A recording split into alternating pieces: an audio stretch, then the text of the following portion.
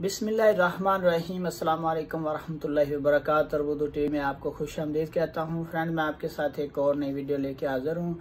14 मार्च 2021 से Saudi Arabia में नया कॉन्ट्रैक्ट सिस्टम का आगाज़ हो गया है, जिसमें बहुत सारे गैर मुल्की फ़ायदा उठा सकेंगे। किस सूरत में कि वो अपनी मर्ज़ी के साथ किसी भी कंपनी के साथ कॉन्ट्रैक्ट करके काम कर सकते हैं।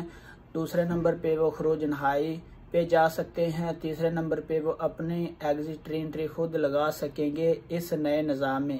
लेकिन 5 ऐसे शोबे हैं जो इस नए निज़ाम में उनको कोई फ़ायदा नहीं होगा। 5 ऐसे शोबों के लोग हैं जो सऊदी अरेबिया में काम करते हैं, लेकिन वो नया निज़ाम जो 14 मार्च 2021 से स्टार्ट हुआ है, इनमें उनका कोई हिस्सा नहीं है।